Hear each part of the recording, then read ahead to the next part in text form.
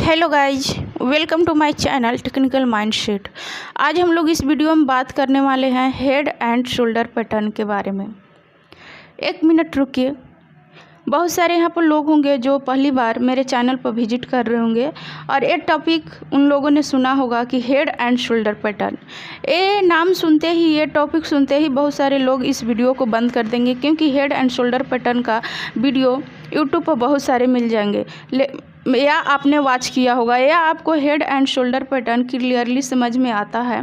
ये सोचकर आप वीडियो को स्किप कर देंगे, वीडियो को इग्नोर कर देंगे, लेकिन आप रॉन्ग है।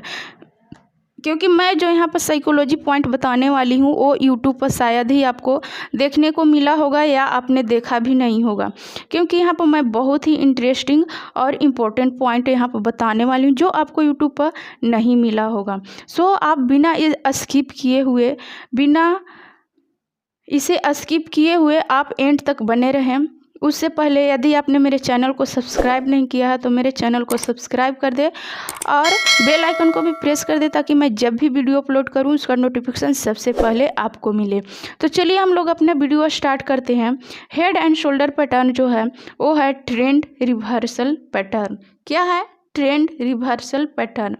अप ट्रेंड एक आती है, एक बिग अप ट्रेंड के बाद वहाँ पर कुछ देर मार्केट होल्ड करता है और वहाँ पर क्रिएट होता है हेड एंड शोल्डर पैटर्न, और वो फिर डाउन ट्रेंड में मूव हो जाता है, डाउन ट्रेंड में चेंज हो जाता है। इसलिए हम कहते हैं इसे हेड एंड शोल्डर पैटर्न को कि ये ट्रेंड रिवर्सल पैटर्न है।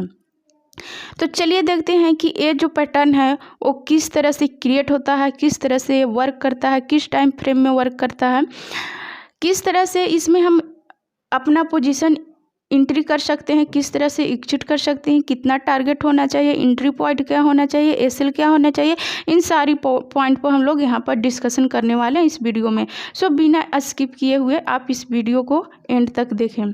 जो फर्स्ट ऑफ ऑल हम यहाँ पर देखेंगे कि ये पहले क्रिएट कैसे होता है।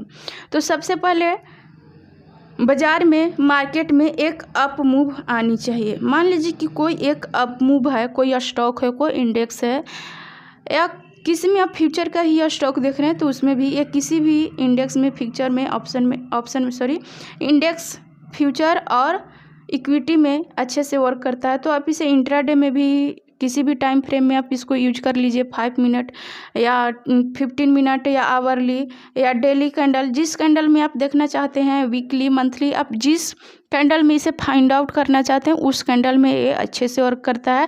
सबका जो साइकोलॉजी होता है वो सेम ही होता है, बस सेम ही होता है। 5 मिनट का हो, 15 मिनट का हो, आवरली हो या डेली हो, सभी कैंडल में, सभी टाइम फ्रेम में इसका साइकोलॉजी पॉइंट सेम ही होता है। तो इसलिए आप इसमें इंट्राडे में भी ट्रेड कर सकते हैं इस पैटर्न के ऊपर, और पोजिशनल में भी आप ट्रेड कर सकते हैं। तो चलिए देखते हैं कि ये क्रिएट कैसे होता है। तो सबसे पहले मार्केट में एक up move I, sharp up move I, big up move I. उसके बाद आपको तो ये पता ही होगा कि कोई हॉरिजॉन्टल लाइन में इस तरह से 90 डिग्री या इस तरह से मूव नहीं करता, वो एक बार उछलता जरूर है। मार्केट में अगर अप मूव चल रहा है तो एक बार करेक्शन जरूर लेता है। तो यहाँ पर मार्केट ने एक करेक्शन लिया, तो बहुत सारे लोग होंगे जो इस पॉइंट पर एंट्री मिक्स किए होंगे, बायर लोग यहाँ पर बाइंग जो मिस किए होंगे वो वेट कर रहे होंगे कि एक मार्केट में एक करेक्शन आए और वहाँ से कोई पॉजिटिव कैंडल मिले तो हम वहाँ पर बाय करेंगे, अपना पोजीशन एंट्री करेंगे। तो मार्केट में इस तरह से अप मूव के बाद मार्केट यहाँ पर करेक्शन दिया। अब अभी तक तो ये लग रहा है पोल एंड फ्लैग पैटर्न के सिचुएशन में लग रहा है। यहाँ पर आप इसे पोल एंड फ्लैग पैटर्न भी कर सकते हैं।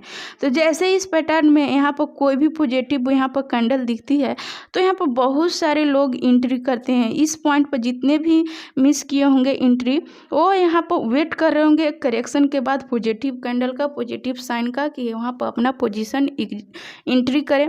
तो यहाँ पर लोगों ने एंट्री किया, तो यहाँ से फिर ये अप मूव में चेंज हो गई, मार्केट फिर से अप मूव, सेम ट्रेंड में यहाँ पर चलने लगा, अब ट्रेंड में फिर से यहाँ तक चलने लगा। यहाँ तक आपको कुछ भी समझ में नहीं आ रहा होगा कि ये किस पैटर्न में बन रहा है, आपको यहाँ तक कुछ नहीं लग रहा है कि ये हेड एंड शोल्डर पैटर्न आगे चलकर क्रिएट करने वाला है। तो आप ध्यान से देखिए कि किस तरह से क्रिएट करता है। तो इस पॉइंट पर बहुत सारे लोगों ने यहाँ पर अपना इंटर किया, अपना पोजीशन इंटर किया, जिसने इस पॉइंट पर मिस किया।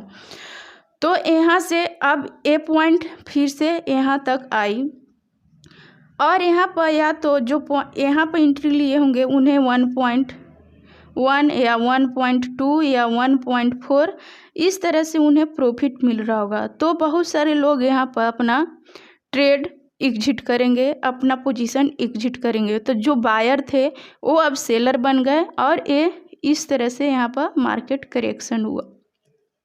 आप यहाँ पर एक ट्रेंड लाइन ड्रॉ करेंगे तो ये जो शोल्डर होगा वो ट्रेंड लाइन के ऊपर ही होगा और जो नेक्स्ट जो शोल्डर बनेगा वो ट्रेंड लाइन के नीचे बनेगा।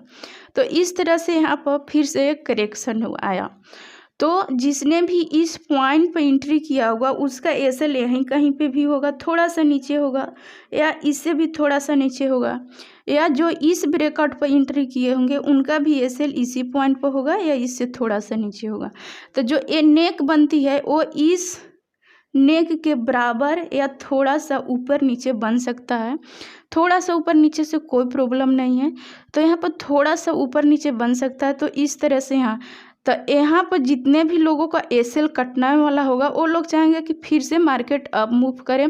तो फिर से यहाँ पर लोगों ने और क्वांटिटी ऐड किया तो फिर से मार्केट एक उछाल यहाँ पर इस तरह से लेता है।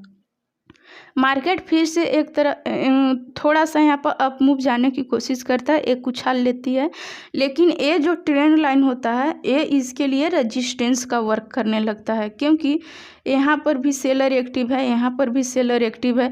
तो जैसे ही इस ट्रेंड लाइन के पास आती है सेलर फिर से यहाँ पर एक्टिव हो जाते हैं और फिर से यहाँ पर दबा कर सेलिंग करते हैं, या फिर बहुत सारे ट्रेडर जो इस पॉइंट पर एंट्री किए होंगे और उन्हें यहाँ पर भी एक सेलिंग पॉइंट मिला, यहाँ पर भी एक सेलिंग पॉइंट मिला, तो वो लोग या तो अपना पोजीशन एग्जिट करते हैं या यहाँ पर फ्रेश सेलर यहाँ पर एंट्री करते हैं, क्योंकि ये ट्रेंड लाइन इनके लिए रेजिस्टेंस का वर्क करता है। तो जैसे ही रेजिस्टेंस मिलता है सेलर वहाँ पर एक्टिव रहते हैं, बैठे रहते हैं अपना पोजीशन वहाँ पर छोड़ने के लिए या सेलिंग के लिए।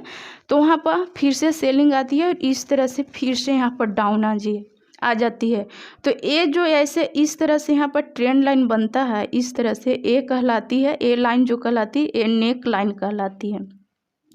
तो इस नेक लाइन के नीचे फिर से ये ट्रेड इस तरह से डाउन आ जाती है। तो जैसे ही इस पॉइंट पर एसएल होगा, इस पॉइंट पर एसएल होगा, तो सारे लोगों का एसएल यहाँ पर कटता है, इसलिए ये पॉइंट बहुत ही तेज़ी से नीचे आती है। इस पॉइंट के नीचे मार्केट बहुत तेज़ी से डाउनफॉल होता है, एक तरह से कहीं कि शार्प फॉल आती है मार्केट में जैसे इस नेक लाइन को क्रॉस करता है।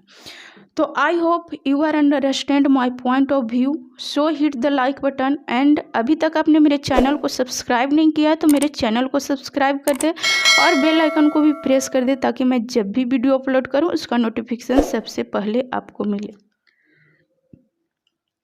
तो आपने यहाँ तक समझ लिया कि एक किस तरह से पैटर्न क्रिएट होता है। अब हम चलते हैं कि इस पर हम अपना ट्रेड एग्जीक्यूट कैसे करते हैं और उसका टारगेट क्या होता है, उसका एसएल क्या होता है। थोड़ा सा मैं यहाँ पर रिफ्रेश कर देती हूँ, थोड़ा सा उसी पॉइंट को दोहरा देती हूँ, आपको अच्छे से और क्लियरली समझ में आएगी। तो एक अप मूव के बाद इस तरह से एक अप मूव के बाद यहाँ पर एक थोड़ा सा करेक्शन आता है, फिर से यहाँ पर बायर एक्टिव होते हैं और इसको अप ले जाने की कोशिश करते हैं, लेकिन जो यहाँ पर बाय किए होते हैं उन्हें अच्छा प्रॉफिट मिल रहा होता है, 1:2, 1:4 या 1:5 भी मिल रहा होता है। तो वो लोग अपना पोजीशन छोड़ते हैं, तो इसलिए वो बायर सेलर बन जाते हैं, फिर से इसे ये डाउन ट्रेंड में आ जाता है, फिर से ये डाउन ट्रेंड आ जाता है। इस पॉइंट से और इस लो को हम मिला के एक ट्रेंड लाइन खींचते हैं, तो इस तरह से ट्रेंड लाइन बनता है। और ये जो स्विंग बनाता है, जो सेकेंड बार स्विंग बनाता है, ये फर्स्ट स्विंग होता है वो ट्रेंड लाइन के ऊपर या ट्रेंड लाइन पर होता है, लेकिन जब नेक्स्ट स्विंग ये बनाता है तो ये ट्रेंड लाइन के नीचे आ जाता है। और फिर से कुछ वायर यहाँ पर जो रहते हैं और यहाँ से वो मार्केट को ऊपर ले जाने की कोशिश करते हैं, लेकिन जैसे ये ट्रेंड लाइन के पास जाता है यहाँ से मार्केट को रेजिस्टेंस पॉइंट मिलती है, ये ट्रेंड लाइन रेजिस्टेंस की तरह वर्क करता है और फिर से सेलर यहाँ से एक्टिव हो जाते हैं। मार्केट इस तरह से सुपर फॉल होता है, सुपर डाउनफॉल होता है। तो यहाँ से हम एक ट्रेंड लाइन इस तरह से खींचते हैं जो नेक लाइन कहलाती है। इस तरह से हॉरिजॉन्टल लाइन होता है। ये जो नेक होता है शोल्डर, ये थोड़ा सा ऊपर या थोड़ा सा इसके नीचे भी इस तरह से आ जाती है। तो आप इसको थोड़ा सा इग्नोर करने का कोशिश कीजिए, क्योंकि थोड़ा सा अप या थोड़ा सा डाउन होने से इससे कोई फ़र्क नहीं पड़ता है, ये हेड एंड शोल्डर ही कहलाती है। तो हम अपना ट्रेड एक्सिक्यूट कैसे करते हैं, तो जैसे ही इसके नीचे क्रॉस करने लगती है तो इस ट्रेंड लाइन के नीचे आप जिस टाइम फ्रेम पर इसको यूज कर रहे हैं उस टाइम फ्रेम के एक कैंडल यहाँ पर इस तरह से क्लोजिंग देनी चाहिए। तो इस ट्रेंड लाइन के नीचे कैंडल, जो भी कैंडल क्लोज करती है उसके लो के नीचे हम अपना ट्रेड एंट्री करते हैं और सेम कैंडल के हाई का एसएल रखते हैं। टारगेट आपको ये जितना नेक बना है वो उतना टारगेट हो जाता है, यहाँ से उतना टारगेट हो जाता है, क्योंकि ये नेक जितना होता है वहाँ तक ये मार्केट चला ही जाता है। या फिर जहाँ से इसने अप मूव यहाँ पर आई है, जिस पॉइंट से अप मूव आई है उस पॉइंट तक मार्केट इजीली चला जाता है, वहीं पे जाकर के सपोर्ट लेता है। उस एरिया को भी क्रॉस कर सकता है, लेकिन हम लोग का जो टारगेट जनरली होता है वो इस नेक लाइन के जितना होता है। इस नेक लाइन का जितना हाई है, इस हेड का जितना हाई है उतना यहाँ पर आपका टारगेट होता है, या फिर जिस पॉइंट से बाइंग हैपनिंग शुरू हुई है उस पॉइंट तक हमारा टारगेट होता है। आपको कुछ पॉइंट यहाँ पर रिमेंबर रखनी होगी, क्योंकि ये जो हेड बनती है वो हेड ये दोनों शोल्डर के ऊपर होने चाहिए, और ये नेक लाइन इस नेक लाइन से थोड़ा सा अपर या थोड़ा सा इस तरह से डाउन भी हो सकता है, लेकिन ये हेड हमेशा इन दोनों शोल्डर के अपर होना चाहिए, ऊपर होना चाहिए, तभी ये हेड एंड शोल्डर पैटर्न कहलाती है। इसमें भी थोड़ा सा फर्क हो सकता है, इस तरह से भी हो सकती है। इसका पैटर्न बहुत तरह से होता है, उसे फाइंड आउट करना होगा आपको लाइव मार्केट में।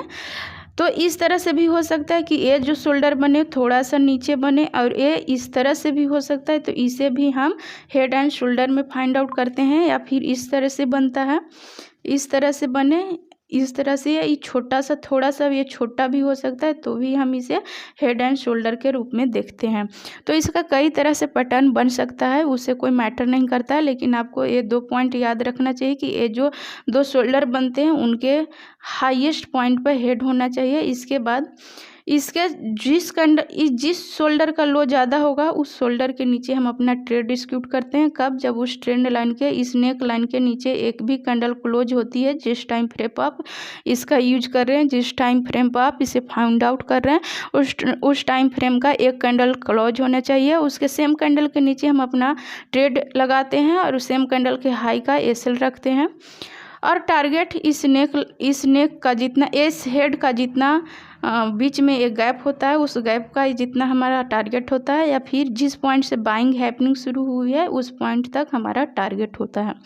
आई hope you are understand clearly, so hit the like button and thanks for watching till and.